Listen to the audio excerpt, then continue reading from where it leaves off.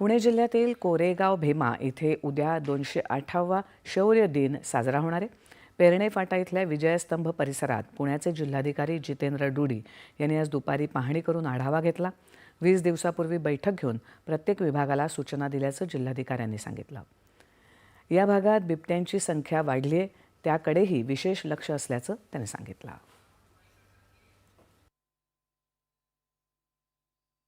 आम्ही 1 महिना आधीच हा जे जवळचा जे भाग आहे त्या ठिकाणी बिबटे शोधून आणि त्याला पकडणे याची मोहीम हातात घेतली होती। संपूर्ण पुण्यामध्ये आम्ही जवळपास आतापर्यंत 80 बिबटे पकडलेले आहे, पण हा परिसरामध्ये सुद्धा आम्ही 25 बिबट्या जे आहे ते फॉरेस्ट डिपार्टमेंटने पकडलेले होते। त्यासाठी आम्ही जवळपास 13.5-14 कोटी रुपये उपलब्ध करून दिले होते, पिंजरे मोठ्या संख्येने दिले होते, ट्रँक्युलायझर गन्स दिले होते, गाड्या दिलेल्या आहेत। तर त्याच्या अनुषंगाने सॅनिटाईज हा एरिया केलेला आहे।